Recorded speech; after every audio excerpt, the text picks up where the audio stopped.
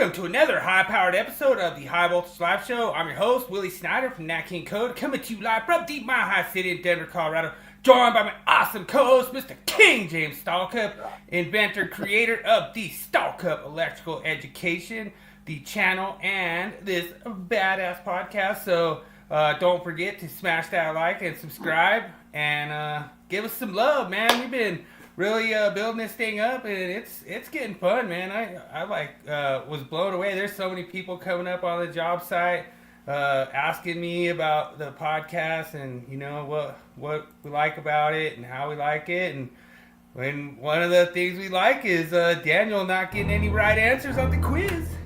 Yeah. He's coming for blood. He's coming for blood tonight. That's all right. Of course, go Avs go. Me and DJ are going to a game next week, so I'm pretty excited about that. How is hell? Let me look here. I hadn't even. Everybody knows I don't really keep up with hockey. It seems like Daniel's trying to give King James a little crap because he was at the game the other day when we beat the Stars in OT, but. Looks like we're going to be playing first round of the playoffs, Avs Stars, it looks like. Oh, well, the Avalanche are 4 points behind. We were able to give up. Hell, we got the second best record in the Western Conference. Yeah? And let's see, the Avs have the fourth best. They're behind in the Pacific, the Las Vegas Golden Knights. Yeah. So. Yeah, so, it is what it is. I knew it wasn't going to work, Daniel, but, at least you tried, to get a little bit under King James' skin. It was a good win, and like I say, every point counts now, these last, 16, 15 games, whatever's left, going into April and going to the playoffs. And yeah. It looks like we're going to be playing Dallas first round is what they're saying right now. Oh, that's a bad draw for y'all.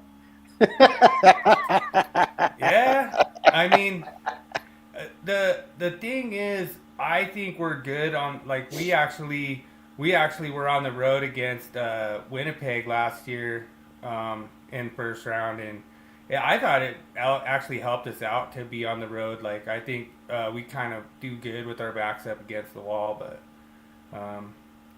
we'll see what happens. Like I say.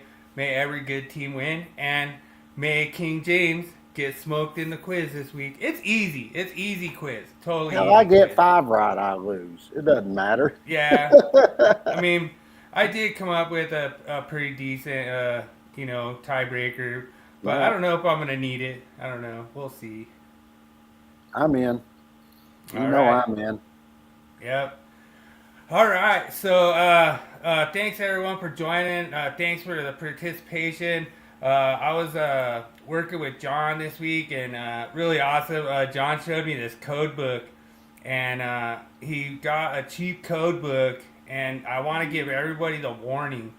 I didn't think it was that big of a deal, but you wouldn't believe this, James. The whole entire 210.8 was missing. I was laughing all week. Oh, you got the GFCI free edition. Literally it went from 110 to 210.9 or something like that. It was missing a whole section of the code. Really? Yeah, it was crazy. And he actually took a picture of it. Oh, there he is. What's up, John? Man, awesome. Hey, John. Yeah, it was really cool working with you, man. He's out there in the big boy job, doing the rigid and the big wire pulls, and and dude, awesome. Thanks for coming by, John. Appreciate you, man. Yeah, dude, I'm gonna keep that in mind, man. So awesome, brother. Yeah, dude, it's so cool that we get all you regular guys coming in here and hanging out with us, and just talking about different things on the job site and stuff. A lot of the myth of the weeks come from different questions that apprentices ask me during the week and different stuff. And I usually don't even answer their question. I just say, hey, we're just gonna put it on myth of the week, and then you guys will get it answered that way. And that's the best way. Yeah. Yeah. I like it.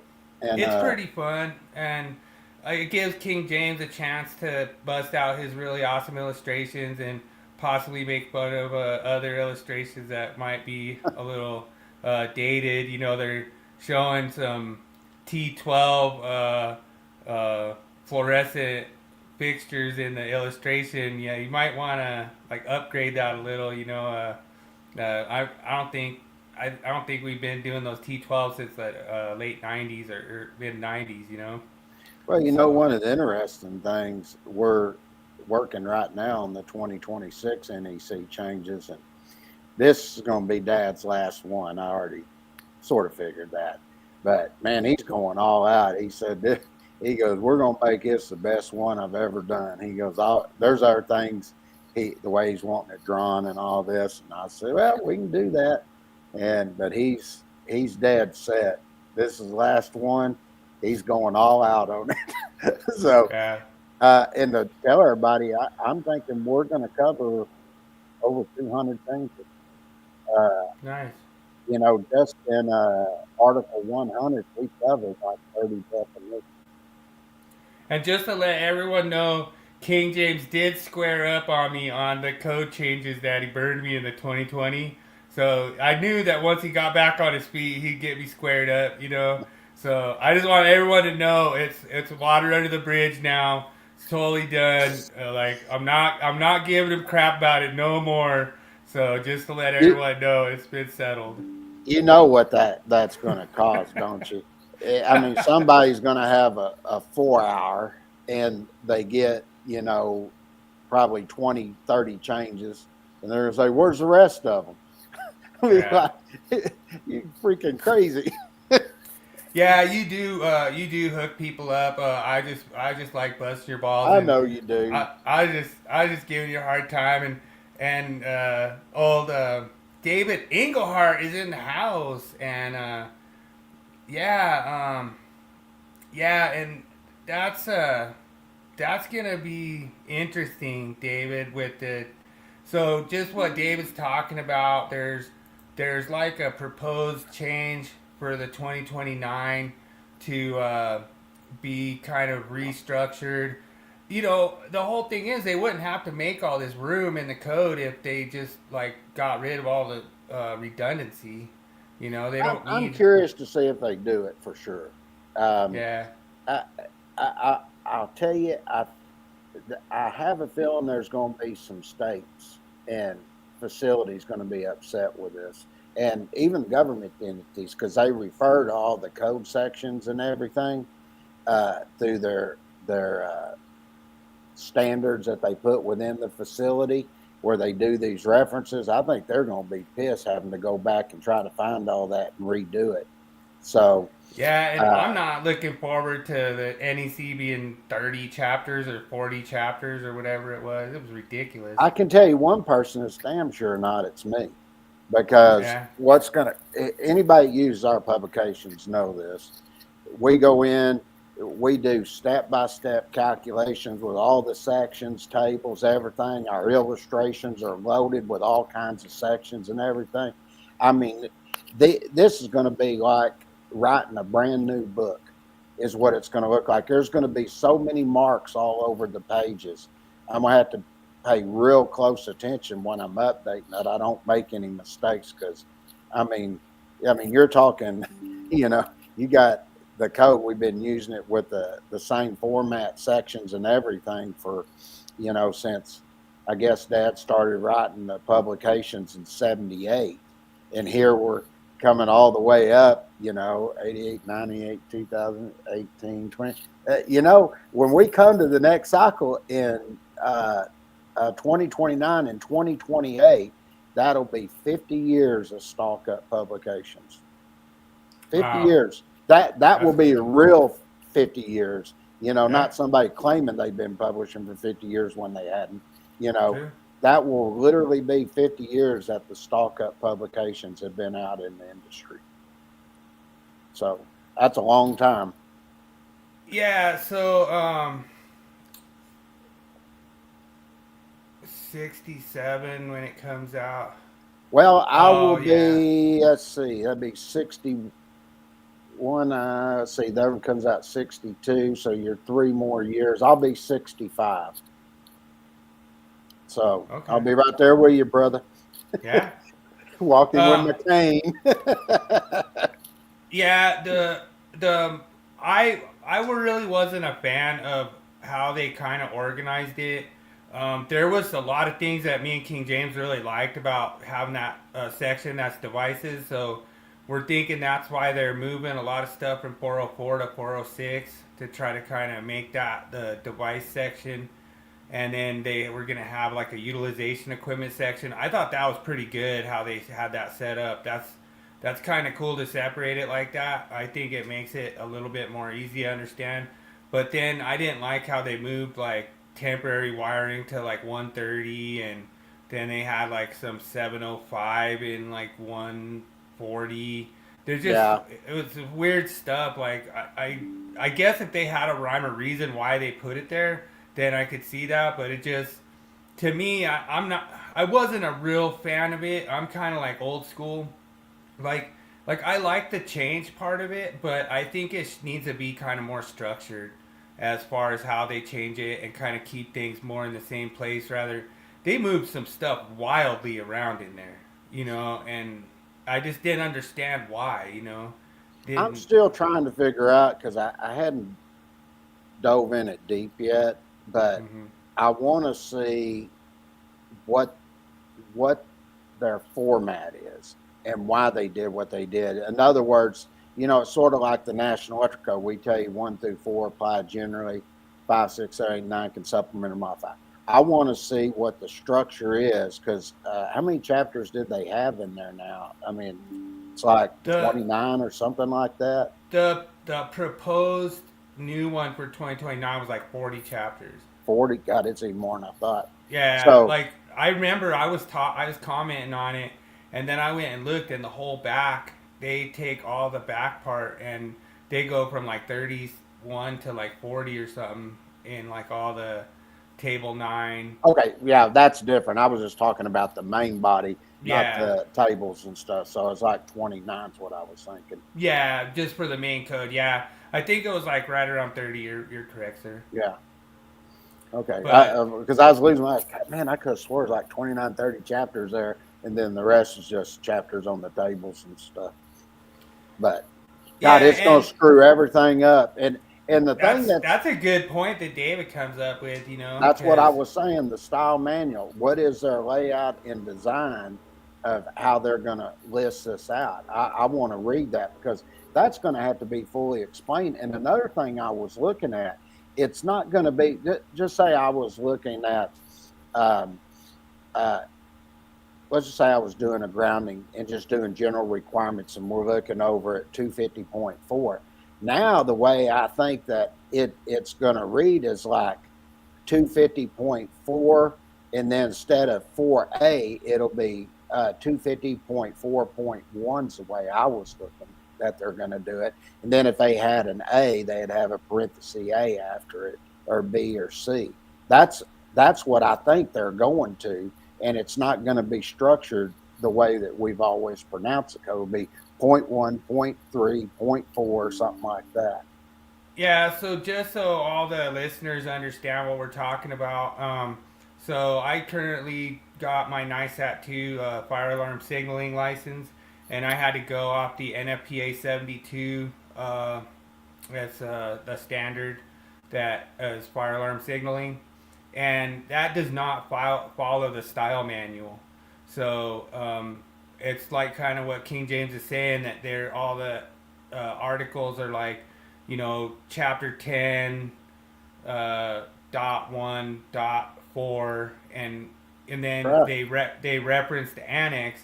So I think that's kind of what pushed a little bit of that more chapters, is that they have to reference more kind of like an annex, kind of like they do in 72. And it doesn't follow the style manual, and that's the reason why I think, honestly, I feel that the code flows so smoothly right now, is because it all follows the style manual. So if you're looking under general requirements, general stuff. Your chapter 1, like if you go to chapter 2, you're in branch circuits, and you kind of know where to like look for all this stuff at. Yeah, And the they way I start. saw it, they would have like chapter two, and then it would be, they'll start off like 200 point something, then 210 point something, two 15 point, 220, 230, 240, 250. They'll all be points after that. Is the way I looked at it. So Which, it is going to be different. yeah, I mean, I think it would be all right if they're able to like push it through, but it's gonna be interesting because I'm actually interested in the 2026 to see if there's any kind of pushback on some of this stuff that they're pushing through. It's just there's not a lot of technical merit there. Hmm. So yeah. Oh, welcome in, Pierre. Pierre Ballars. Welcome in, sir. In '99, yeah, and that's what me and King James are talking about too. Is that's I believe the cycle when they changed all the grounding to line up with your design. Yeah, that was interesting. There's been some things they've done. They've done it in two different spots, but grounding was more pronounced than any of it. When they rewrote that article, anybody that has our design book before they did the relayout and reorganization of Article 250, you go look at our design book, it looks just like it. And uh, you know, as we were there at the meeting, one of the guys that was on the panel, he said, "Oh yeah," he said, "We actually had your book there." They said we were when they had the task group that was put together that was helping do the reorganization. He told us that they used our design book. So uh, big shout out to old dad putting it together the right way. So Yeah, and that's kind of what I like about the way that your stuff's set up is you could tell that it's really well thought out. I give a big shout out to your continuing education. Hands down, the best continuing education I've taken. Um, I really liked it. I felt like I learned. I'm actually anxious to get my continuing education done for 2026 whenever you get that thing going. I had a guy that howdy, first to be able to be on a live show, been following from the distance. Oh, well, thank you. Nice, Pierre. Appreciate you on the live show. Yeah. I had a guy message me yesterday, and he's studying for the masters, and he told me, he goes, "God dang, dude," he goes, "this book's really detailed." He goes, he was studying out of Mike's, and he didn't pass, so he thought he'd try another one, and he said, "You really lay out these that's what he was having problems with, was the calculations." And I just texted back, I said, "Well, I'm glad you enjoy the publication." I said, "If you have any questions or anything, just let me know." And and like Bill tell you, right before he was on and he could hear me, I was helping another guy that was on the site that he was having trouble signing on. But what he did when he put in his information, he put .con .con instead of .com, and I was going, something's wrong here. So you sure you're not getting it? So I opened up on his profile, looked at it, and I go, "Oh, I see the problem," and then I just changed it for him real quick, and he's able to get on. But it's important you put the right email down. So Yeah. just part of it. Well, and I really enjoy doing these podcasts. I feel like it makes me a lot better electrician. I kind of learned a lot of stuff through osmosis. When I went and did the Ohm's Law part and my NISAT 2 test, I just remember just crushing it because like what I really found with King James is he wants you to learn. He wants you to know it. It's one thing to learn it. It's another thing to know it. There's two different things, and when you're in that test, you have to know it. You can't just learn it. So Well, and that's a good point. Uh, I would say, does the master run still require a bunch of planning? It depends on what state you're in, what yeah, they ask you to do. in Colorado, I don't think so. Not in I Texas. yeah, um, I honestly don't think so, John. To me personally, my advice is to just schedule the test, sign up, and study the best you can, and go in there and try to just nail it. And then see Um, what you didn't know, and yeah, then go get the guide and start studying. But like you were saying, knowing what you're doing. And, uh, yeah, it's just like last week when Jeremy said, "Oh, you have to use a PowerPoint presentation." And I said, I just rattled off a problem on the top of my head and told everybody, go check and see if I'm not right. I gave the amperage for the motor, everything, the percentages, even after I yeah, calculate. I've done it so many times that I just freaking know it.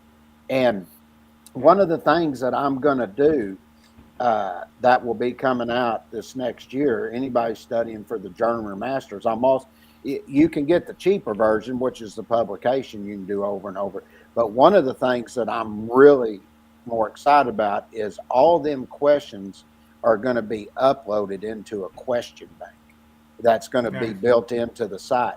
And then I'm going to set it up, and you can go in there and just take it as many times as you want, over and over and over, and it automatically resets the test. You just go in, answer the question, see what you know.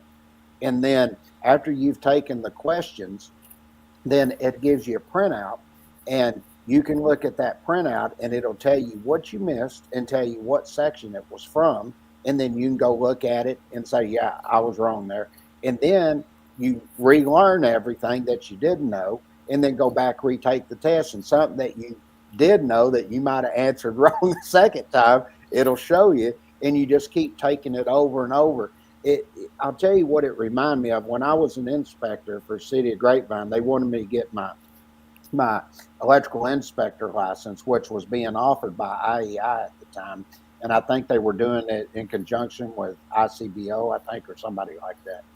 And uh, I, I I would literally take my dad's master publication, and I I printed out all these copies, and I had probably 20 copies of everything.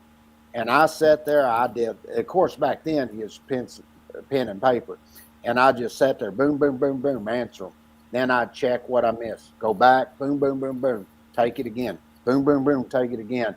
I did that thing probably 20 times. I answered 1,000 questions, and that's all that test was over. And when I went to study for my master's, I did the same thing on my calculations, and I just kept doing the calculations over and over and over like 20 times.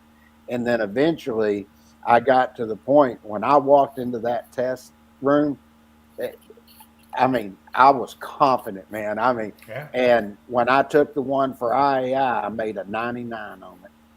Nice. Well, and just to let you know too, John, we have a whole entire series that we did starting January of 2024 all the way till like June or something, wasn't it? Or maybe Yeah, May? it was quite a long time. Yeah. It was a journeyman master exam prep. It's just calculations. Yeah, and Thinking, you can do it like King James is saying, like over and over and over, as many times as you want. You can rewatch it if you miss some math or whatever. And like I say, just going through him kind of explaining, it was crazy because I got on the test and I was just, I knew him, you yeah, know. I'm going to show here real quick so everybody knows a little example of what we did. And uh, you'll be like, yeah, that's pretty good because uh, this is exactly what we covered during that. But if you go online and you want to get the masters, there will be uh, the book is there's so much in it that to load it up on the site in order to have it interactive the way it is, we literally had to take and put it in 3 parts. So I just pulled a part up here. Let me share a screen so I can show them what it looks like. And this is sort of what we did on the podcast.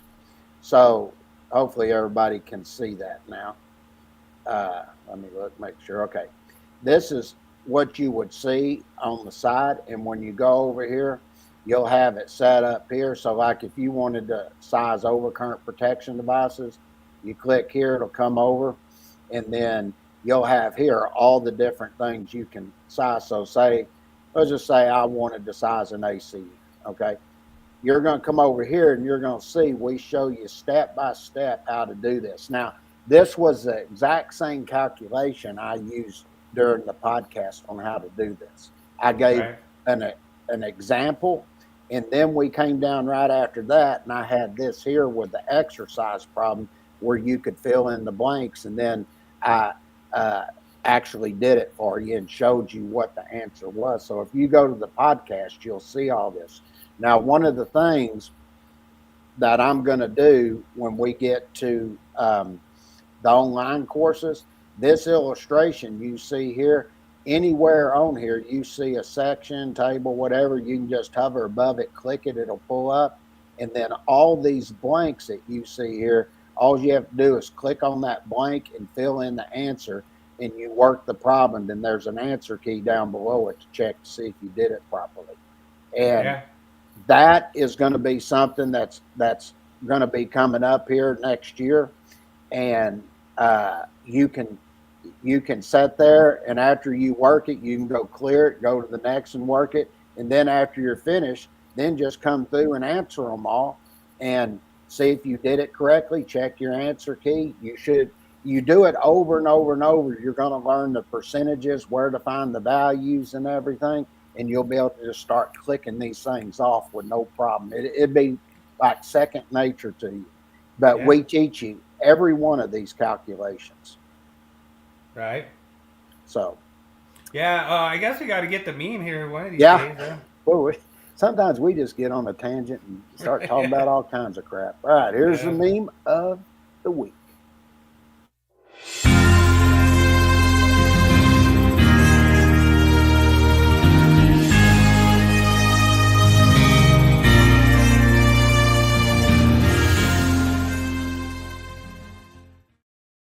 Dude, that's like so funny. Like there's like so many times where I'm just sitting there talking about electrical, and all of a sudden Heidi's like, I'm really going to stop you right now because I have no clue what you're talking about, you know, and I don't even care, you know. I'll tell you a funny story.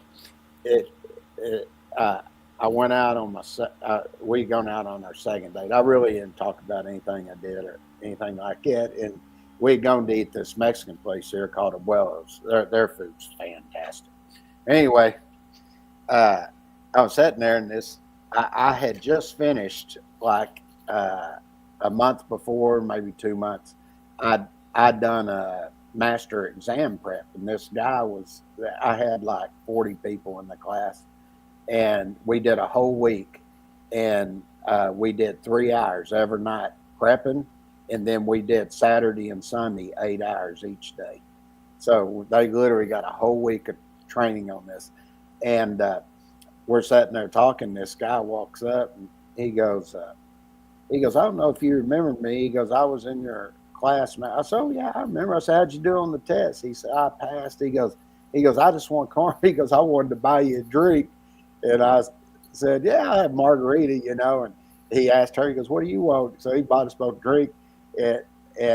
But for that, he went outside, and he had the master publication. He come back inside. He goes, I was just wondering if you'd sign this for me. And I said, oh, sure, brother. Sign it for him, everything, you know. And he walks off, and it just caught my attention. I said, I just want you to know, I really taught a class. He wasn't here trying to impress you. You know. And she goes, what do you do again? And I told her, and the next day she calls me, and she goes, I looked you up on the internet. She goes, there's like 1 million pages of y'all. I said, yeah. And she goes, oh, okay. She goes, so you're not some dummy then. I was like, well, did you think I was? She goes, I wasn't sure. I was like, God dang.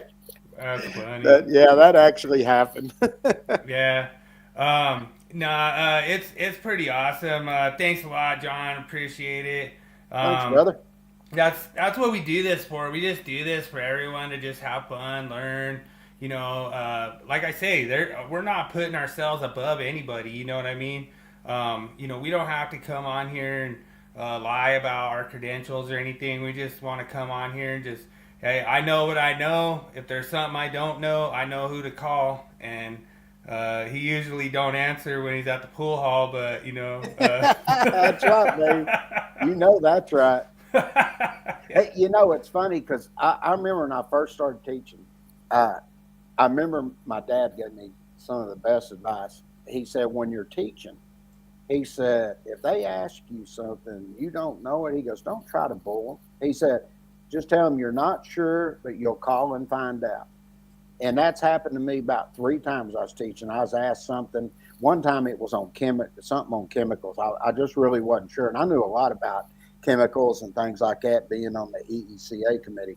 But Okay. there was something they were asking me about how to calculate the MSCG. I just wasn't 100% sure on that. And I called a guy that is on there that he's a chemical engineer, and he's, oh, sure, James. He goes, here, I'll send it over to you.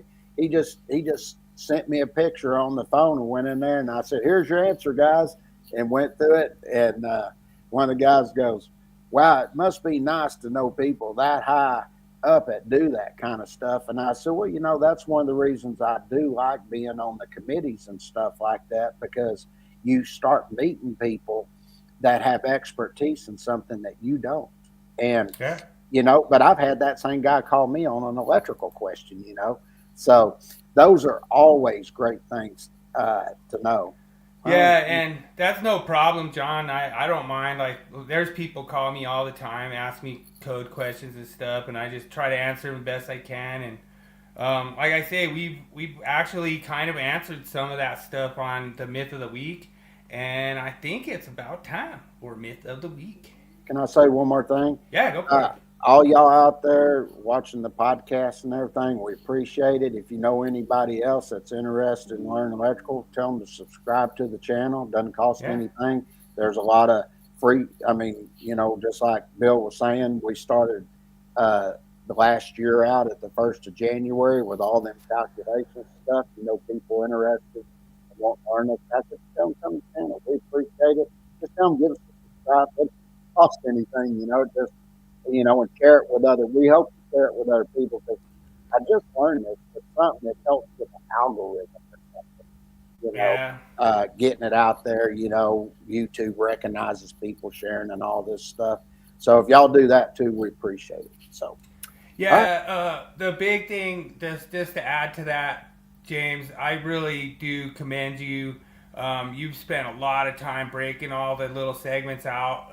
It was kind of my idea to do this show with different segments so that we could kind of talk and have our fun, and then we could do our segments, and then you broke those segments out on the channel. So if you just want to go watch Myth of the Week, you could go watch Myth of the Week. If you want to go watch the Tool, you can watch the Tool. So I really appreciate the way you have that set up. So that's pretty cool. Yeah, and that is one interesting point that I would like to show here real quick too. Because some of them don't go to those sites all the time, but one of the things that I have done, and I'll show this here real quick, if you go over and you look at, let's look here, where am I at? I want to be right here. Okay. Right here, if you are part of your own, let me put this on full screen so everybody can see it better. There you go. If you're on the Stalk Up Electrical Education, right up here at the top, you'll see we have the blog. You can come over here to the blog and you can click this. And I haven't added up the 3 new ones this week. They're about to go on, but I put articles on here and everything, and these are all coming from things that I'm posting out every week. So, and then I have little articles on preparing for the journeyman electrical exam. I'll do one for the master's, things that you need to think about. But you'll see, if you want to come in here and just look at the myth of the week, things that we covered, here you go. It's all here. And the great thing about this, all you had to do is click it and you stay on this site. This is one reason that I use this particular site, is because I'm actually able to keep everything on one site, and you don't have to stream over to YouTube or Vimeo, any of that. And I have to pay a lot more for that storage. But the great thing is it's all contained within one site, and you have access to everything. So you don't have, in other words, like if you go to Facebook, you're going to have to scroll and search for all of that, or you got to type it in and then find it. With this, you can just click once, boom, boom, you got everything in one area and you're ready to go. And you can create a free account there if you want to join the NEC death match that we have going on right now. Yeah. The March questions are up. Just go over there, subscribe, go on there. You can just go on there. There's free courses on there, things you can look at to see how everything's developed, and you just roll from there. And on the first page, we show you how to use everything. So doesn't cost you anything. You have access to all that free, great material we've been doing for the last year. Yeah, and like this is like the third year of this podcast, and one of the things that I kind of pride myself in is I'm actually taking these myth of the weeks from comments on Facebook, from actual comments that I hear people say on the job site, just different stuff. Like I've actually taken them from inspectors. James has seen that, and we actually have some inspectors that want to be on the podcast and kind of bring us to the next level, so that's pretty awesome. I'm pretty excited. So it was funny, before we get into doing the myth of the week, when we started, we were doing the myth of the week, Bill goes, "Oh, we'll be able to get about a year and a half of myths and stuff." I said, "Once you get to doing this, Bill," I said, "you're going to see more and more myths come." I said, "Before you know it, you'll be at 200 myths." And he goes, "I don't know about that." And then they just started pouring in. He was like, "Ah, dang, man, every week there's a new myth." I said, "I tried to tell you." I'm up to like 140 or something right now. Yeah, so it's getting there. All right, yeah. Let's roll our myth. Let's get it going.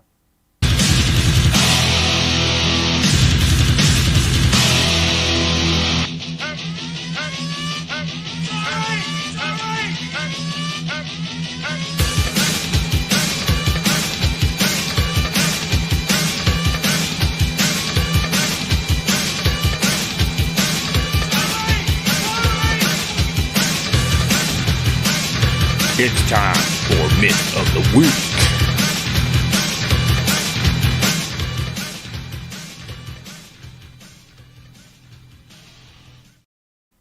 All right, so this myth of the week comes from one of the jobs they're doing. Guys were mounting like cameras and stuff, mounting them on the deck, and like this is actual luminaires, so not much different. I can't remember exactly what code cycle they made this change, but basically it's to align with just having any of your electrical equipment, that 1.5-inch spacing from the lowest point of the roof decking. A lot of people say, "Oh, that channel is 1.5 inches," and it's like, is that the lowest point? No, it's not. So usually what we do to comply with this, and like I say, this illustration seems a little dated. I haven't seen one of those pictures in quite a long time, since like my dad's workshop, or my house. But here's King James. Oh, is this yours? Yeah, that's mine. Okay. So I really like how that kind of shows you kind of what we're talking about, how you get that spacing down for all your electrical equipment, including luminaires. And the luminaires, wasn't it 41010F, I believe? Yeah, it's on there, 41010F. Yeah, it's like hard for me to read, but so that's the illustration that King James has like in his stuff, and it's really cool because I like how you put all the different code sections that you have to kind of refer to, because it's not just strictly luminaires. You have to look at other sections of the code in this one, and one of the things I thought was interesting about this myth, if you go back to that original slide with the myth of the week on there, is it says that NEC permits luminaires to be installed independent of an outlet box. So that's pretty interesting because I don't see them giving you any length of distance that you can go. So it's pretty interesting to see how the NEC it does permit you to install these as just the utilization equipment tied into the branch circuit. It even says so that it's utilization equipment tied directly to the branch circuit. So I think the whole outlet argument is interesting, but at the same time, it's still this is one of those sections that I was talking to you about, King James, where it's like, really this kind of busts up their little every branch circuit connects to an outlet argument. Yeah, well, I'll sort of roll this with this illustration here because this one, there's two sections you're going to look at here. It's 410.10F and the exception. Then you got 300.4E. But when you go over and you look at 410.10F, when you get to Article 410, of course, that deals with your luminaires, lamp holders, and lamps and stuff. And what it says over there is the heading. I think it's similar. It says like luminaires installed in and under roof decking. I think that's what it states. Mm-hmm. But that's a heading, and it says where you have these luminaires that are installed in these exposed or concealed locations where you're under roof decking and it's subject to physical damage. It tells you that it's required at that point to be installed and supported. So there's not less than 1.5 inches that's measured from the lowest surface of the roof decking to the top of the luminaire. True. Okay. And then when you get over and you look at 300.4E, this is where you get into protection against I think the heading, the 300.4 states protection against physical damage. And then when you go down and pick up E, that's where it talks about your cables, raceways, or your boxes that are installed in or under metal corrugated roof decking. So when you're looking at this, it pretty much states the same thing. But what we're pointing out here is they're trying to make absolutely sure it's one thing that the luminaire's there, and it's another thing that you have your raceways, your boxes, and everything else, but none of them screws can penetrate any of that. Then the other thing from when you're getting into this is the question is asked, can the outlet box be installed independently of the luminaire? Of course it can. Yeah. And that takes me back to another thing in this argument about an outlet. And I've stated this many times, I'm going to give two examples here, and this will be good for everybody to listen to, and then you'll understand where I'm coming from with it. If you go over in the National Electrical Code and you look at 314.27, okay, that's the section that I've referred a lot of different people to, that has argued this, and I gave this as a good example. And when you go pick up that section, it talks about that the section literally states outlet box.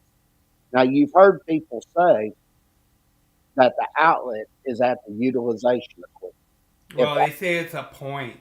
A point, yeah. But, that point where the outlet is at the utilization equipment. And I've argued this over and over. It could be anywhere you want it to be. It could move. Well, now that's what they're changing to. And I've always stated, usually there's a box there for you to have an outlet. And when you go look at that and you look at A, it talks about boxes at luminaires and lamp holder outlets. Okay. And it says outlet boxes or fittings designed for the support of luminaires and lamp holders. They tell you that it's required to be installed per 314.23, and then it breaks down your vertical surface outlets and then your ceiling outlets, and then you even have 4 boxes. Okay? Yeah. Now, And then you got your boxes at your ceiling suspended fan outlets. And then when you go down, they got D, which talks about boxes used for support of utilization equipment. And now this is an important part, and I want to explain why this is important, because it says if you use a box for support of utilization equipment, and this is other than the ceiling suspended paddle fans, which I'll get to in a minute, it says shall meet the requirements of 314.27A, which is the first thing I looked at, for the support of a luminaire that is the same size and weight. So they're not saying that the utilization equipment here is outlet. They're telling you utilization equipment is being supported by what? The box. Outlet. So you come back up here and you look at your boxes used as at luminaire and lamp holder outlets. It says the outlet boxes. Yeah. Okay. Because the outlet's inside that box. That's right. Then they drop down from there and you pick up A2 and it talks about ceiling outlets. And listen to this: at every outlet used exclusively for lighting, the box shall be designed and installed so that the luminaire lamp holder can be attached. Okay. And then it says boxes shall be required to support a luminaire. Then it goes into your weight and all of that stuff and tells you, you have to identify what it can hold. So they're telling you at every outlet used exclusively for lighting. And then if I go down and I look at boxes at ceiling suspended paddle fans, what does it say? Outlet boxes, or listen to this, an outlet box system. Yeah. So they're telling you if you buy one of those and you stick it up there, I remember when they first come out and you're twisting it to those rafters going across and it's digging into them and providing that support for the weight of that fan. That is an outlet box system that you purchase that's going to support a certain weight. Yeah, and what are you doing? You're installing it per the manufacturer instructions. You're not using the code book to install that. That's right. And that's why I wanted to point this out. So naturally, if that's the case, let's say looking at this illustration right here, and I've got the box right there on the right-hand side of the illustration. I got it below where it won't be penetrated, and I've got a luminaire over there, and I flex from that box over to that luminaire. Where do you think the outlet is? The box. It's at the box. And 314.27 specifically tells you that. Yeah. So when I look at this and I come back, just based on things I'm showing you here, and I come back and I look at this myth of the week, and it asks me, the NEC permits luminaires to be installed independently of an outlet box. Yeah, that's true. Mm-hmm. And you just have to make sure that you're more than 1.5 inches from the decking that is put up there, your metal roof corrugating decking that's there. True. So I look at this, yes, the myth of the week is true. And based on this illustration showing you everything, go look at 314.27 and you'll see where that ties in. Now, the reason I don't have that in here, because it wasn't a discussion of what an outlet was till recently, but True. We just wanted, what we're showing in this illustration, you've got to get below those nails right there so they don't penetrate into them enclosures or even your raceway system. Yep, 100%. Okay? And then you can go look and read everything that I put here for 410.10F, and I think that takes care of the myth of the week. Yeah, I mean, it's really actually kind of a funny thing because I was a younger journeyman, and I thought when this code change came out, I thought it was stupid. I was like, "There's no way those roofing screws ain't gonna go through." Well, they don't. and we used to run this. We were talking about it, coming up through the early '90s. We used to just run our pipe up in that hat channel all the time. Mm-hmm. And you just slide it up in there and throw one hole, and boom, you're running. Sure did. And, I remember doing it. And I saw one. They hit that one conduit probably 6 times on went one right route. through it. And it did not slow that screw down at all. I mean, it went right through that conduit. And I was actually surprised. In my career, I've seen screws go through steel jacketed MC. Never thought I'd see that. Yeah. Never thought I'd see that in my career. I've seen it go through EMT. I've seen rigid get cut in half by vibration. Oh yeah. You know, and just like you imagine, it's just like a bandsaw. You know that rigid sitting there rubbing up against a piece of tin, vibration, and over time it just cuts right through it. That's right. And I never thought I'd see that. I mean, because what you run rigid for protection for physical damage. You know, I've actually shown on here MC that was completely smashed flat. You Sure. know, and still somehow worked. I don't know how it worked, but you know, just like that's the kind of stuff that I like doing this show because it's really fun to actually show like my experiences, King James's experiences. You know, like I say, there's probably 60 years of experience up in the room every Thursday, and it's pretty fun. You know, I mean, I'm getting ready to go on 30 years. I know you've got a little bit more than me. You know, Just a I few didn't. years. Yeah, I didn't start till I was in my 20s, but you know, it was one of those things that I've been doing electrical like more than half my life, and it's pretty cool to be able to talk with like apprentices and be like, hey, you know, you got to understand this, you can't just install stuff because somebody hands you a device and says, here, hook it up. Like, you have to understand what it's doing. You have to understand its purpose. And Sure you do. that's kind of why we do these myths. And I think I have a good one for next week already. Somebody already kind of reached out to me. And feel free to hit me up on the Nat King Code page, the Willie Jackerson Experiment podcast page, on my Bill Snyder, Facebook profile, whatever. You can message me and I'll have no problem answering your questions. Bugging King James on a golfing on a driving range or any other kind of thing. But Don't be calling me Saturday afternoon. I'm on the golf course, baby. It's Yeah. going to be 85 degrees here. I know. I'm hitting it up. Big shout out. We got 3 over on the Rumble side, so thanks so much everyone joining on the Rumble side. King James spends a lot of time getting these all put together, and means a lot, dude. I appreciate it, and Yeah. like I I say, think it's fun. If everybody just pays attention, I've got this new program I purchased. A little expensive, but it's worth it. And it allows me to set up, and I've got posts going out every day. Every day there's posts going out on all the social media channels and everything, letting you know what's going on. Mondays, I have a question of the week. Tuesday, I have illustration of the week. Then I think I do publication of the week, talking about it and everything. And then Thursday is the podcast. Friday, I have one that goes out that is for the whole month. I do it weekly. I have a publication of the week that I give 50% off, and it's already set on a time limit. So like this week, I think you have till Saturday.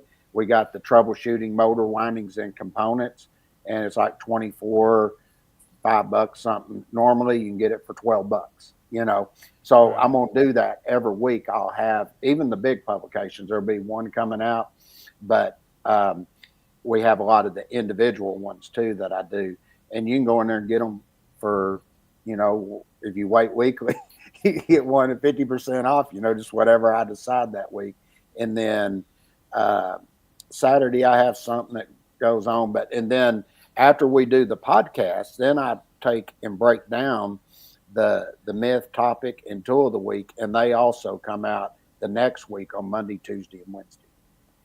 Yeah, and a big shout out to all the haters. It's awesome. My page is just blowing up. King James is getting blowed up on his side, and it's awesome, man. We just keep talking bad about us. It's fine with me. I have no problem. I enjoy it. I enjoy the controversy. I enjoy arguing and just showing my point. I mean, the amount of code proposals that I did for 2026 is gonna last me forever. I have plenty of argument's sakes, just so everyone knows, I tried to like prove them right. I really tried. I tried to put in what I wanted the code to say what they said already said, and it just didn't work out for me. I don't know. I tried, man. Well, it's just like they said, that's the stupidest proposal you wrote and everything. I said, why is that? I said, I just put in all the locations you stated and they rejected it. Why is it stupid? But anyway, let's get the topic of the week, knock it out before we get ready to do the Willie Quiz. Okay, hang tight, anyone, if you're joining us. All right, topic of the week. Here we go.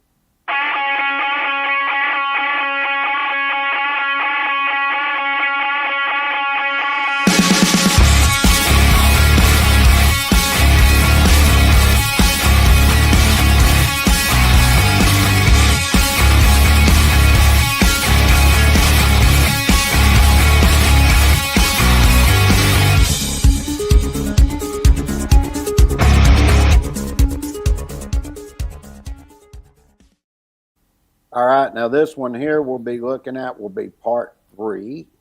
And believe it or not, we're still in definitions. By the time before we get to September, I will have covered probably 200 changes for you to look at. And like we were saying, this is, I'm going to set this up and put it in another group for just changes that you can go and look at on the YouTube channel. So we will have that set up real nice for you and everything. Sweet. All right. And I will not give you any more crap about jipping me on those 20 changes. All right. I'm not worried about it. All right. So they added a new definition to clarify what is generator terminals. And basically they're just telling you it's the point of connection for the output conductors of the generator. But the reason they did this is they wanted to clarify and let you know that a generator is defined as the complete machine. Okay. Right. And that the generator terminals are the connection point of the output conductors for that whole generator. Okay. Right. So I think that's probably an important one because there were people that were misapplying it. We'll see another one we'll get into later, which we actually had this in our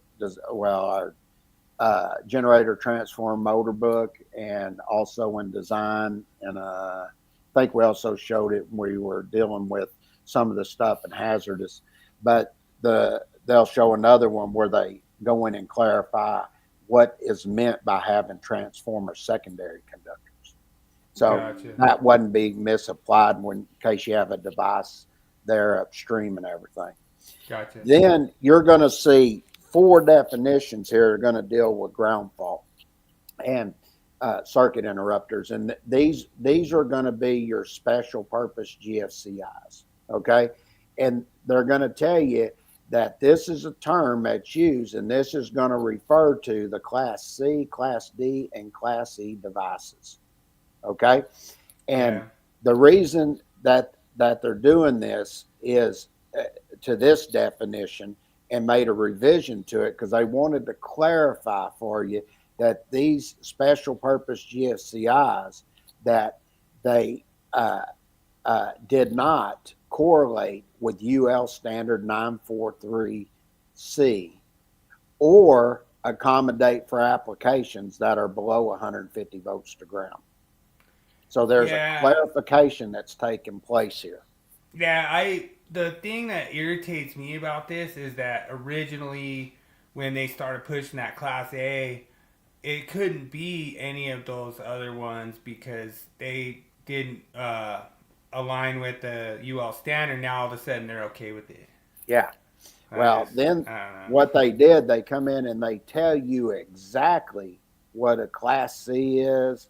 And they tell you here that they added this new definition to help clarify that when you have a Class C special purpose GFCI, that it's intended to be used with circuits with no conductors over 300 volts AC to ground.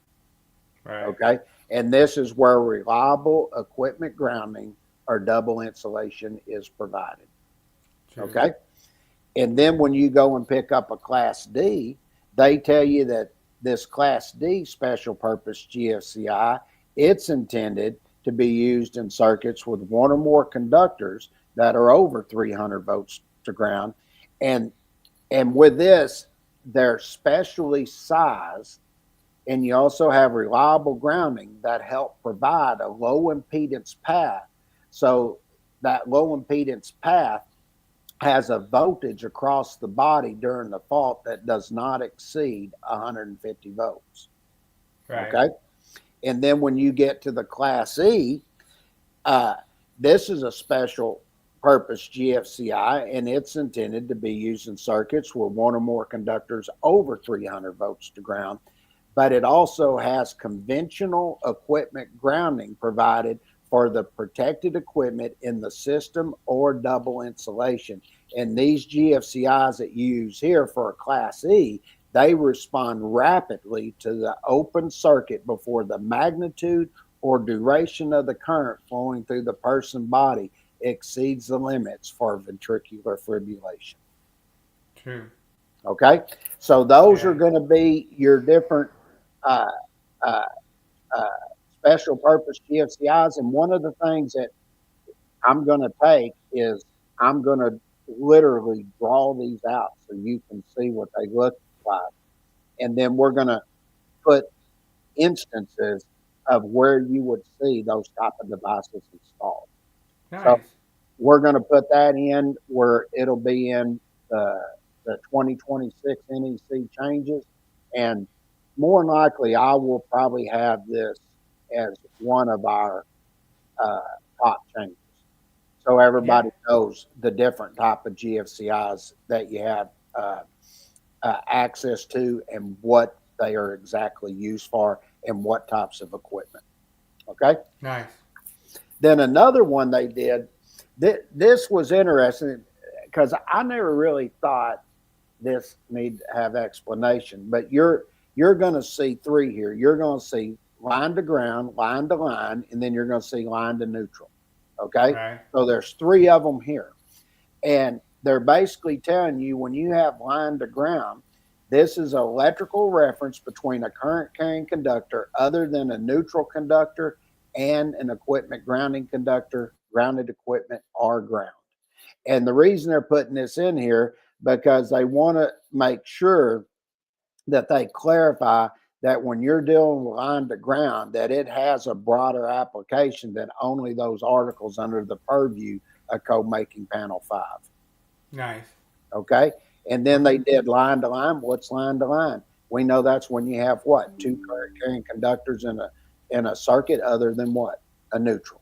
Yep. Then when you get over here line to neutral, you know that's where you have current carrying conductor other than a neutral conductor and a neutral conductor or neutral point in a circuit. Okay. Right. So they've gone in, they've clarified these terms. So we'll have those in for the new code changes. And I covered probably about 8 of those this week. So nice. Next week, I'll probably cover another, I'll probably do like probably 10 of them maybe. Depending on, I try to do 8 to 10 a week. All right. Yeah, no, those are good. Yeah, to me, it just irritates me, like, kind of following a little bit of what they're doing. And, like, I remember when the whole thing came out with the HVAC units, they couldn't use a Class E.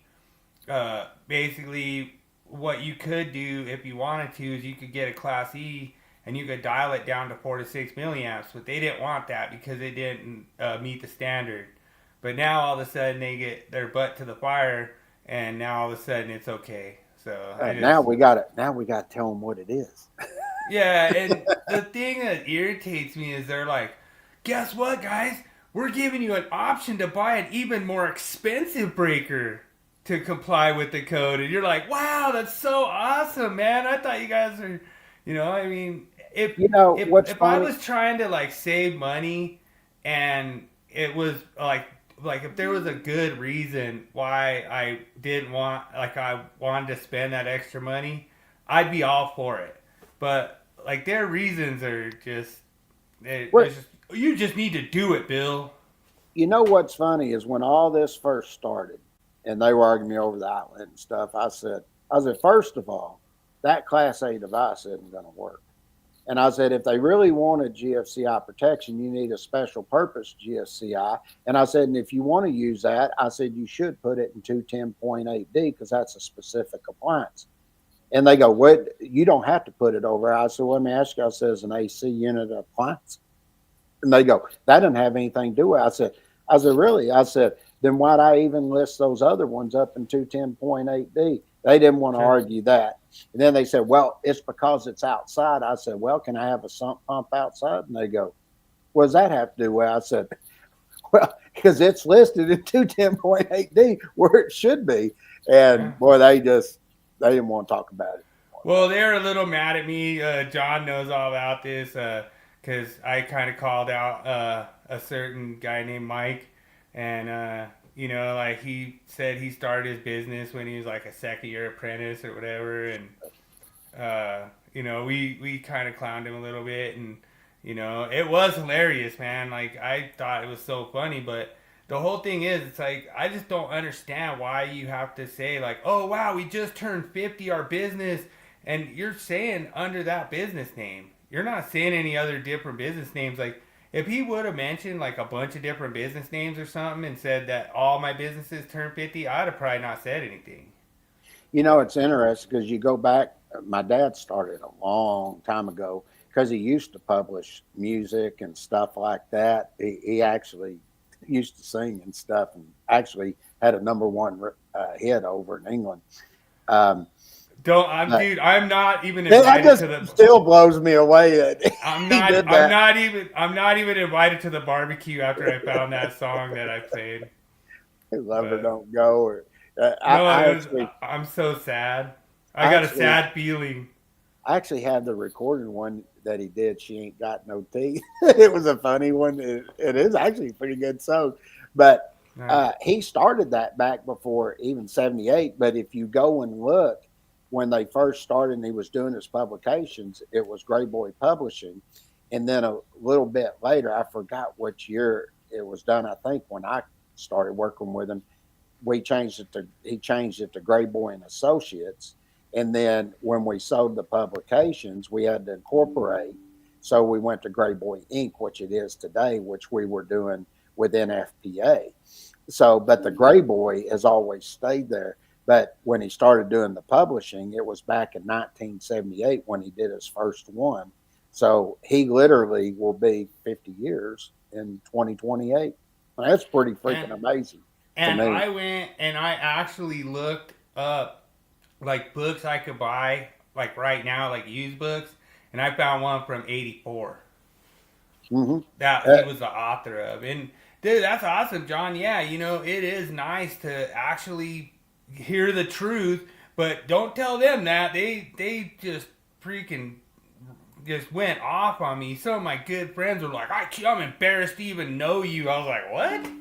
I was like, really? Yeah. Like, when they said that, I said, that's how bad the U.S. has got now. I said, you're more mad at the guy that exposed the lie than the guy that actually told the lie.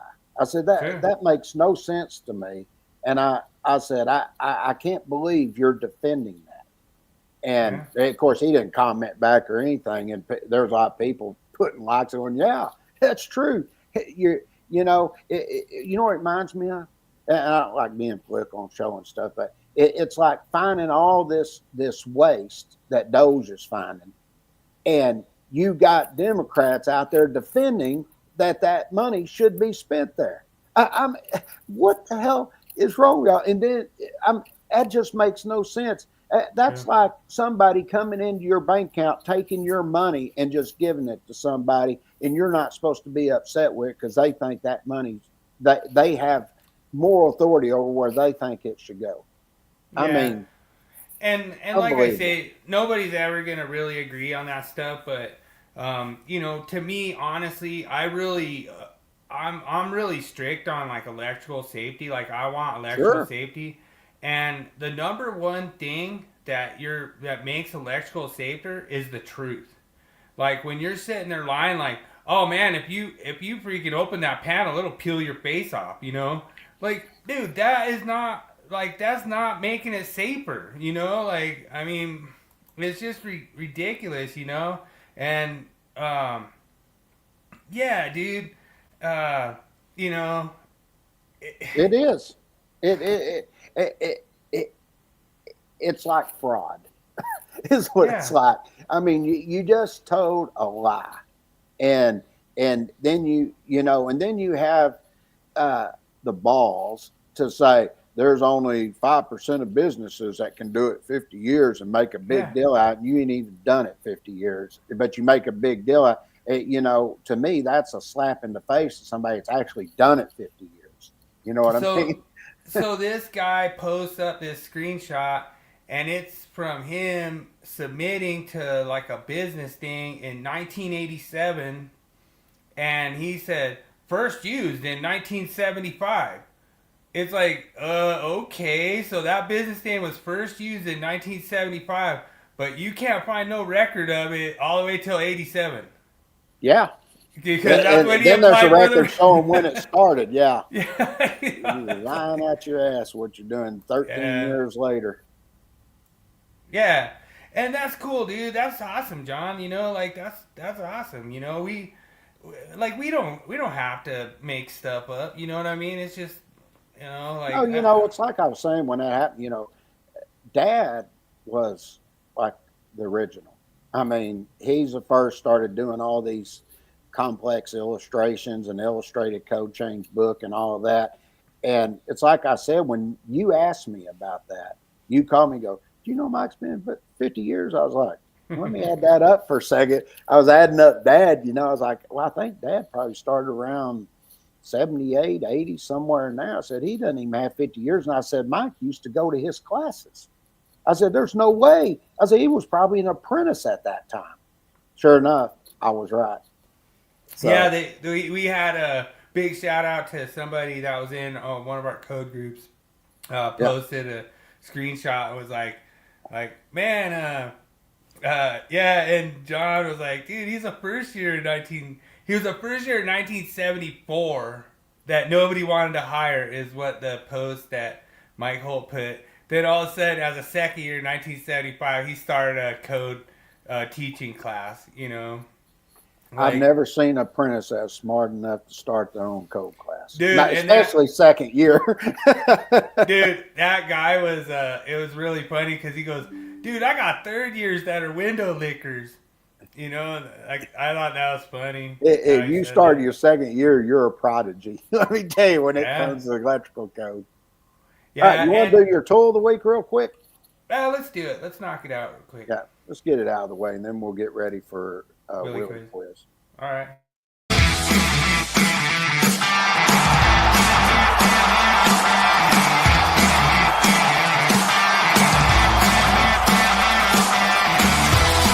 It's time for Tool Review of the Week. Sponsored by Electricians Only Tool Review and Nipex Tradesman.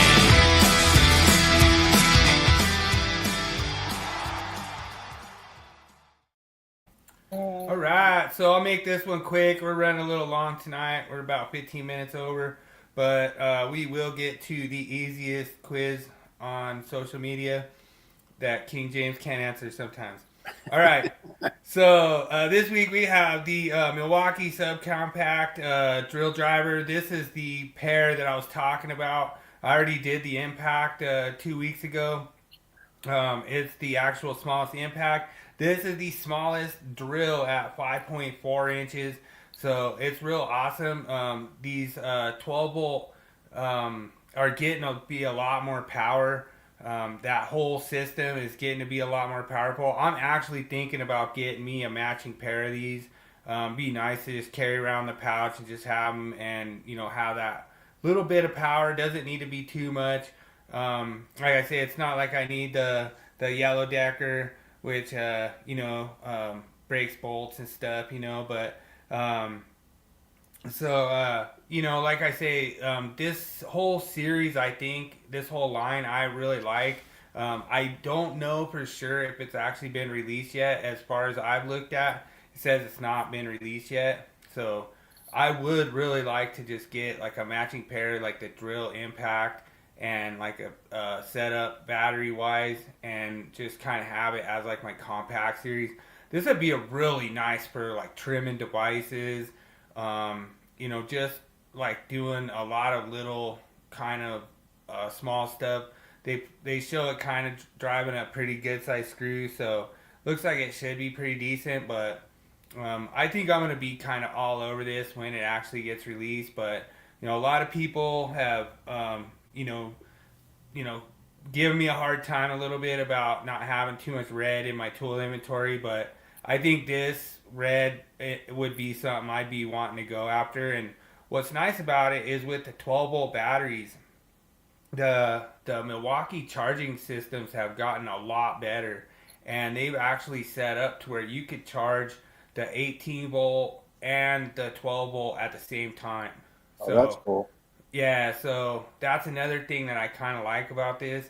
And I have a really hard time having any kind of drawbacks with Milwaukee. Now, I don't know if you remember this story, James, but one of my apprentices had to call Milwaukee. And, I remember this one. And what was funny was he had him on speakerphone because he wanted to like show how awesome they were, like their warranty and everything, right? So all of a sudden the lady's like, "Well, did you put your name on it?" And he's like, what does that have to do with it, And she's, "Well, I just want to make sure it wasn't on a job site." And he's looking at me like he's ready to take it off speakerphone now, And I was like, "What? It can't be on a job site?" And she goes, "No." She says in the thing, "We only design our tools for homeowners." Oh man, I never let him live that down. I was rolling, laughing so hard. But yeah, they did warranty it, and he did get a new drill out of it, and it got fixed and everything. But it was still funny because when she said that, I was like, "Really?" And so then every time he'd like try to have me a drill, I'd be like, "Get that homeowner stuff out of here.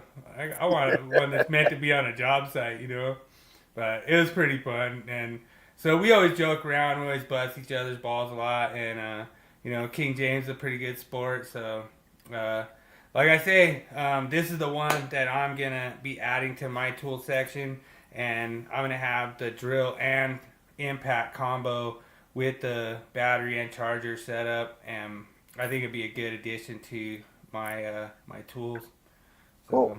Be a really good thing to have. Something really compact. Get in those tight spaces, especially like if you're doing like mild steel and you're trying to drill at an angle or something. Like you have to have that leverage and have that kind of in there. But all right. Well, we're already over. So let's get into the Willie Quiz. Here we go.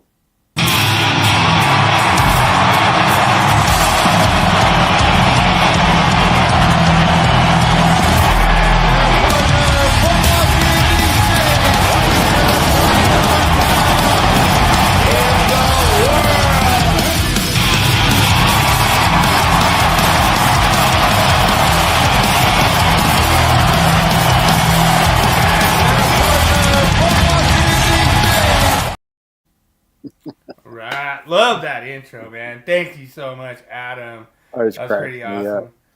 But yeah, awesome. So you're gonna love this quiz. This is holidays in U.S. and Canada that maybe nobody knows about. So which bizarre holiday is celebrated on January 2nd in the U.S., encouraging people to complete unfinished business? Is it A, Procrastination Awareness Day? Is it B, Run It Up the Flagpole and See if anyone salutes it day? Is it C, Finish Your Leftovers Day? Is it D, National Do-Over Day? Or is it E, National New Year's Eve Resolution Day? Good luck, everyone.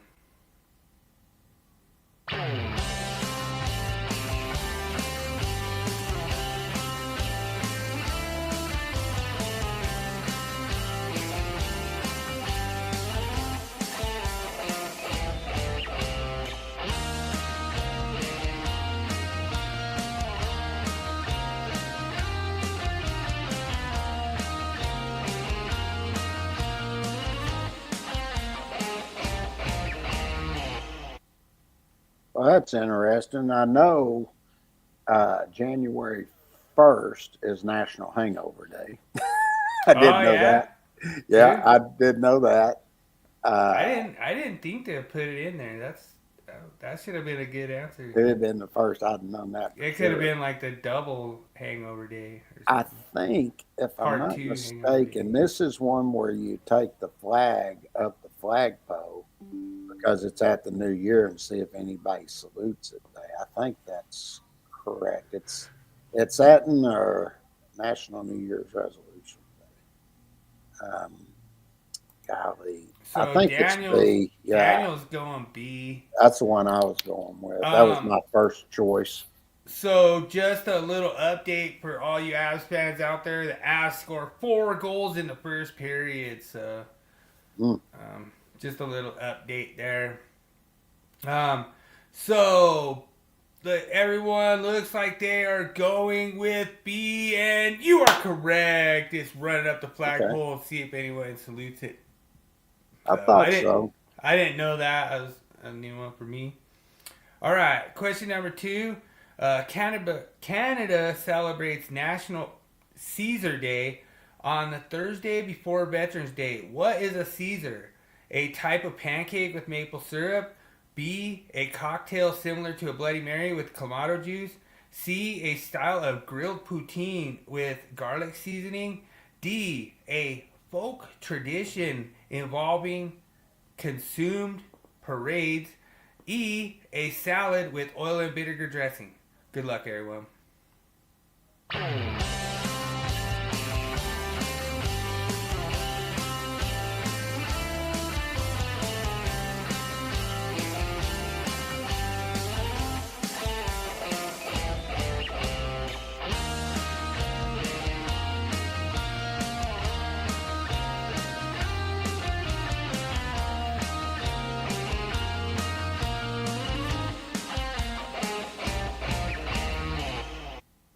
Well, I actually have done this. I didn't know it was something that they celebrated on the Thursday before Victoria Day, but I've actually had one when I was in Canada. When we went up there to Oberon, when they were showing us the PPE and stuff, went out and everybody at the table had one, and it was a cocktail. And they called it a Caesar. All So I'm right. going with B. All right. Looks like you are going to copy Daniel, and you guys are both correct. It is B, correct answer. I've actually had the Caesar, and it is similar to Bloody Mary, but it does taste a little bit different. Okay. It's to me, it wasn't as spicy. Oh, okay. So, All right. Sounds all good. right. All right. So, question number 3. Which of these oddball holidays is officially recognized in Alaska and celebrates an obscure yet important creature? Is it A, Marmot Day? Is it B, Iceworm Awareness Day? Is it C, Alaska Yeti Watching Day? Is it D, National Snow Mouse Day? Snow Mouse Appreciation Day? Or E, National Eskimo Day? Good luck, everyone.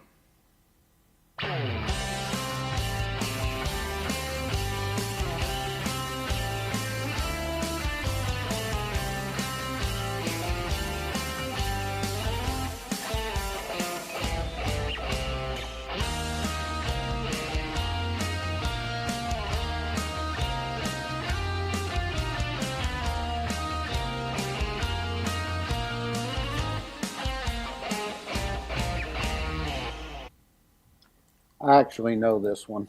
Looks like John is taking the Iceworm Awareness Day. All Wrong. right. Oh, Daniel's going Alaskan Yeti Watching Day. Oh, that's a good one, Daniel. Ooh, Wrong. man. I've actually been to Alaska so many times, and I've been up to the slope, been to Fairbanks, Juneau, and all that. I was actually in Juneau, and they were actually doing a celebrations day, and it looks like a little furry, sort of like beaver or something like that, and they call it a marmot. And they were celebrating, having the good old time, drinking and all of that. And they say this is actually a holiday we recognize and it's called a Marmite, and I never even heard of one before then. So it's a. All right, looks like King James takes the lead tonight with a Marmot Day. So good job, and fooled Daniel on that one. So yeah, Daniel, I actually literally knew that because I was actually there when they were actually celebrating it. I mean, it's, of all things. Yeah, and you when asked I me saw 2 questions tonight that I've actually done. I've been there. Yeah, when I actually look at him, I think, man, this is gonna be a stumper, but not tonight. So it would have been if I hadn't have been there at that time. I probably would have went with the Alaskan Yeti watching party. yeah, that was a good answer. All right. All right. So, National Sorry Day is a day of reflection in Canada. Which province was the first to officially apologize for its treatment of Indigenous peoples? Was it A, Ontario? Was it B, British Columbia? Was it C, Manitoba? Was it D, Nova Scotia? Or was it E, New Brunswick? Good luck, everyone.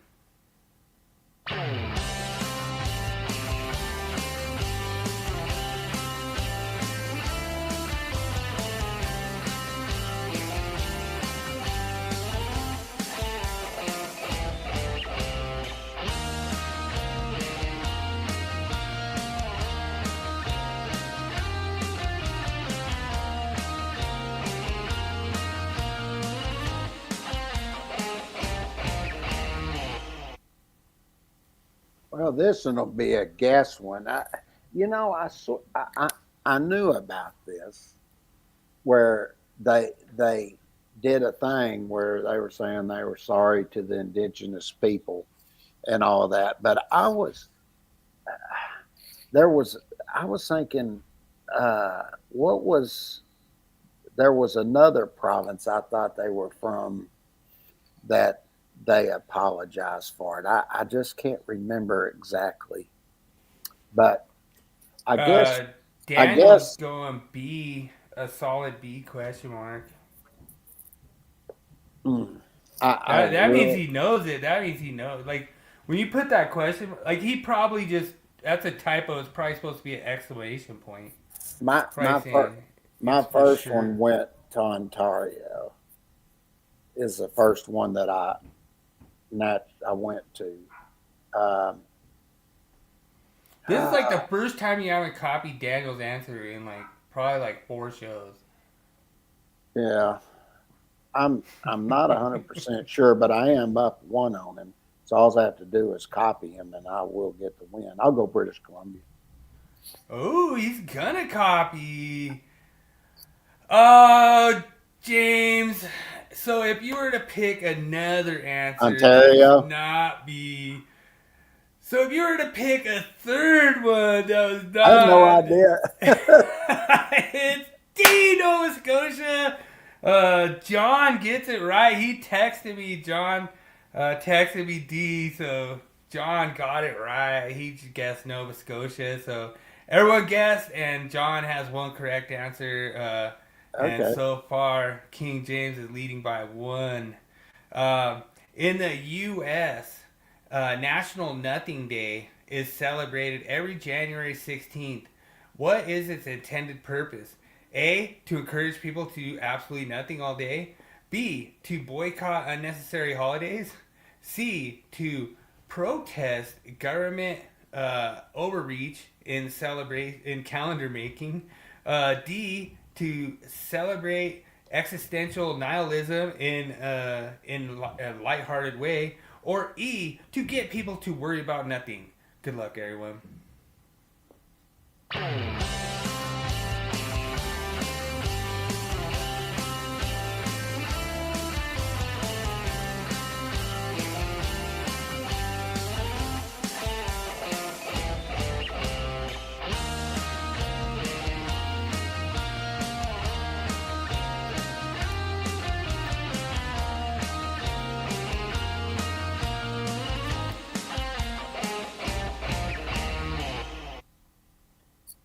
Well, hell, I was sitting there thinking about it, I think it'd be you just don't do nothing all day. Absolutely nothing. I'll go with A. It sounds good to me.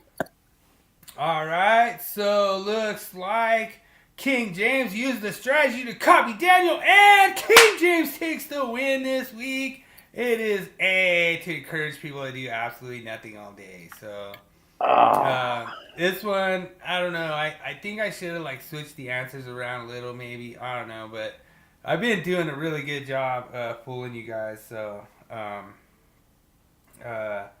oh, dude. My John, subjects bow to me. John says E. John says E on the last one. So, sorry, John, you got it wrong. Answer's A. And I actually give John the award picking my number one bullshit answer, which is E. Always Nova E. Scotia. I try to always put E in there, and that is always my garbage answer. But then I switch it up, and I sometimes put the right answer as E, and try to fool you guys. But sometimes I get you. Sometimes I get you. What was the extra one this week? Tiebreaker was how many knots is cruising speed on a 747? How many knots are cruising speed on a 747? I would have to say I think about this for a second, because I'm thinking about a 747 and I don't know, what, about 170 to 80, I would assume, something like that. Because I'm thinking how they cruise when I've been on a trip on a 747 and how long it takes to get there. And I know the knots are that much an hour. I'm adding up by hours and stuff that it takes to get there. So it gets up there at cruising speed. Let me add this up real quick. Yeah, because you were the one that said it was like 2,000 miles, and then it was ended up at 10,000. Yeah, I didn't add up. I did it in my head, but I'm checking it now. I'd say about 180.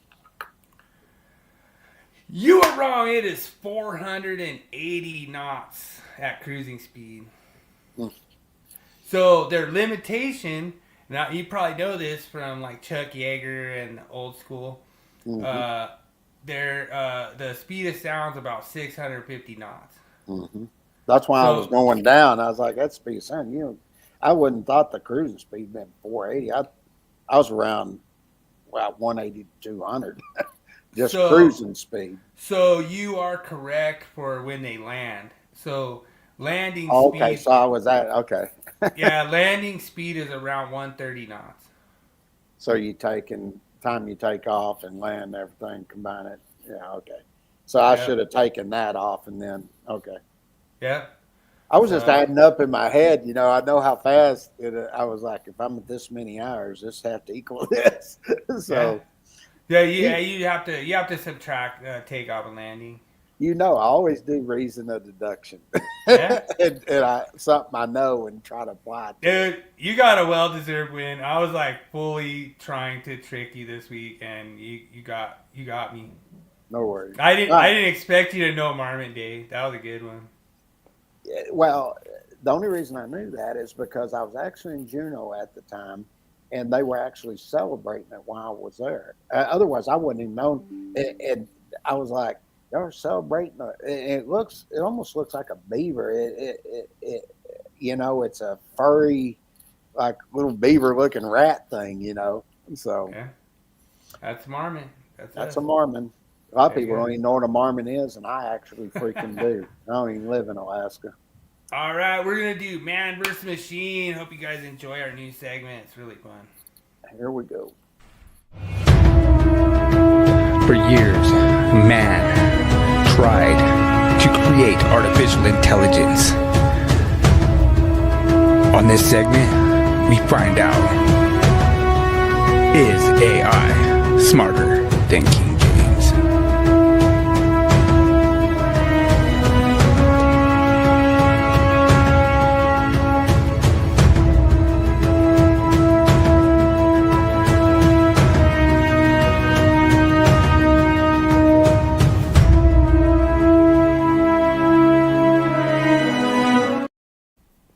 Hey, I really appreciate that comment, John. That's freaking awesome, man. Like that's why I we do appreciate it. it, brother.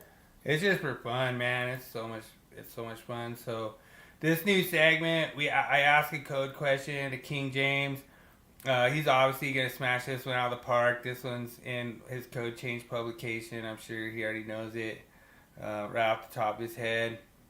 And then Well, we're gonna go I'm and taking right now, um, and I'm typing it in before I answer. So just give me a okay. little bit, so we can go right to Chat GPT and Yeah. ask. So what we See. do is we go ask ChatGTP the question, and then we see what. And it's funny because ChatGTP actually wished me a happy St. Patrick's Day too when I typed it in, but because I just copy and pasted it, but it did not get the answer correct when I typed it in. That's why Yeah. we're doing this, so at least it's live at the time. Like maybe ChatGTP had time to learn it and get it right before the show. Okay, got it typed in. All right. I had to keep going back and forth so I could type it all in. So, looking at this, if I'm not mistaken, it's C 60 seconds. Okay, and what did ChatGTP answer? And I think that is 460 point. Let me think about this because you're getting residual voltage. Uh, that is your percentage in a day. So I would say it probably about 460.12, somewhere in there.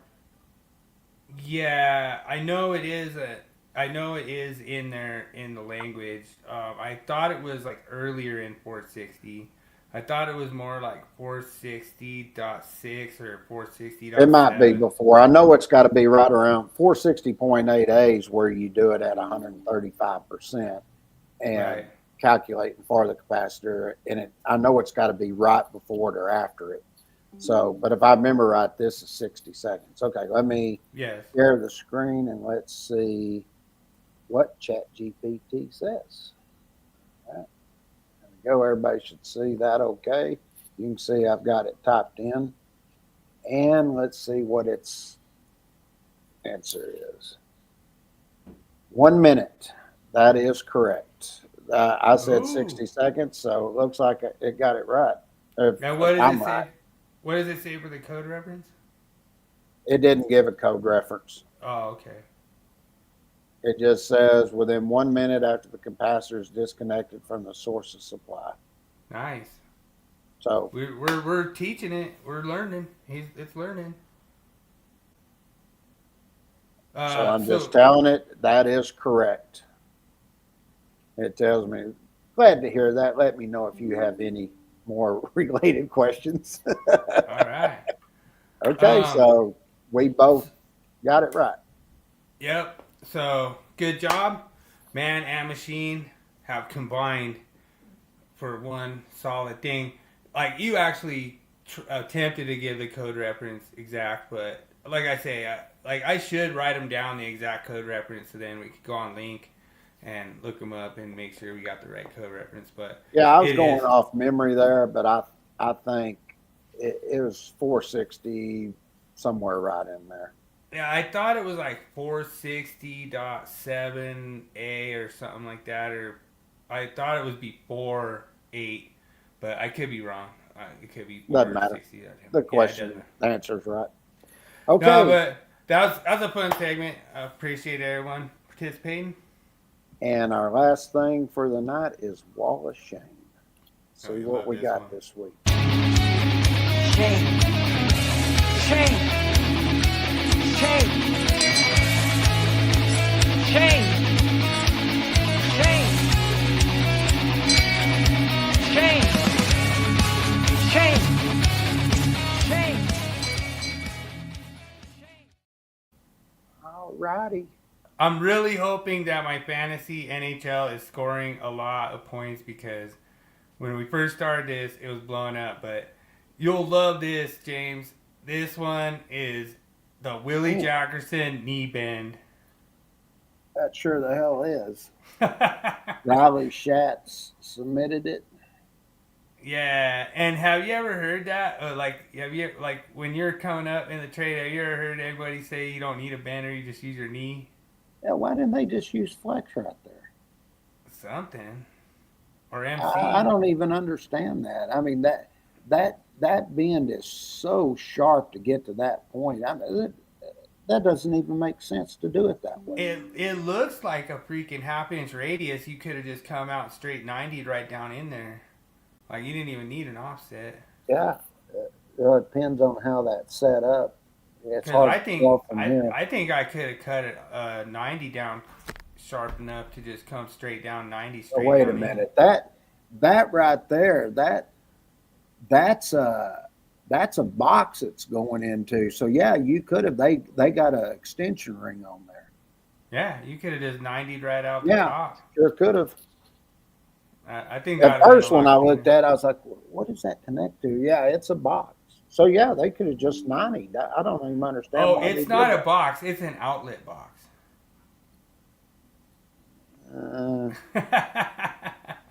Yeah, it would be an outlet box. 'Cause that's a fixture right there.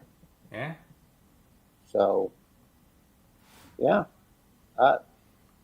I would have just flexed it. I don't know why the hell they did what they did there. Okay. Yeah. Even if I even flexed it, I would have flexed out the top.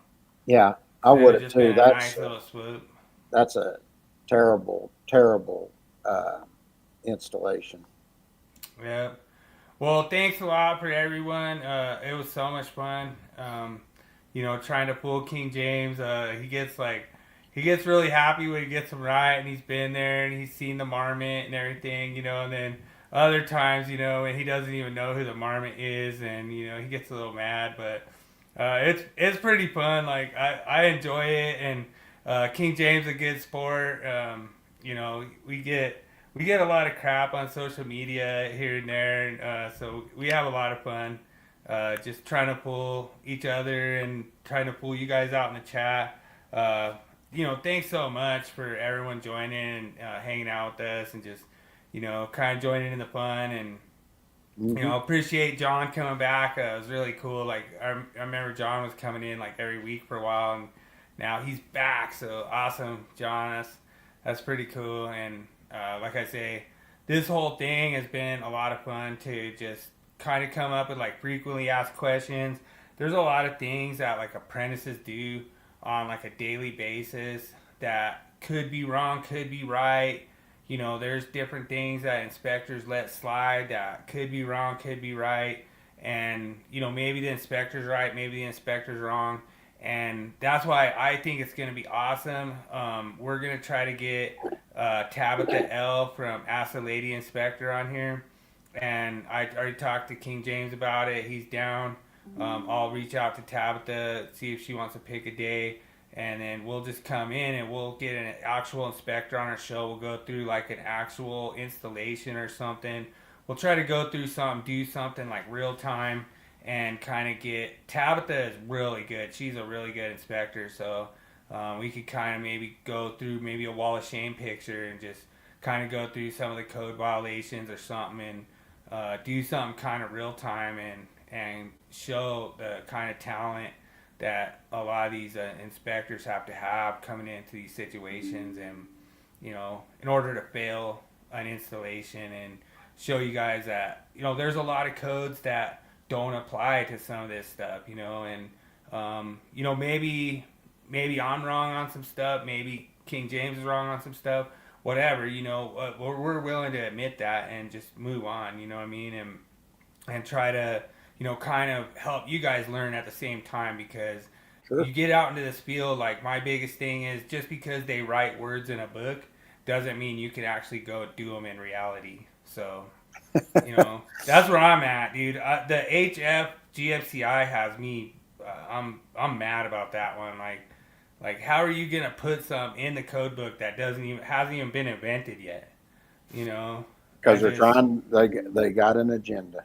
That's all it is. Something. It's pretty sad. I mean, I really hope we kind of get to some reality in 2026. And like I say, I put in a lot of comments that was straight from the heart. straight from me being out there in the field, straight from me being out there wiring a lot of this stuff up. And if it goes through and it passes and we have to do it, cool. I'm totally fine. But at least make sure that the products are invented and able for us to purchase and install. Because if I'm, instructed to install something that hasn't even been invented yet, I'm sorry, I'm probably not going to be able to do that, So, That's right. yeah, it's one of those things. But All right, let's wrap it up. Yeah. I'm hungry, brother. yes, sir. I really appreciate it. Still got 3 over on the Rumble side. Thanks so much for joining us on the Rumble side. Appreciate you guys. Thanks for joining us tonight. John, Daniel J, David Englehart.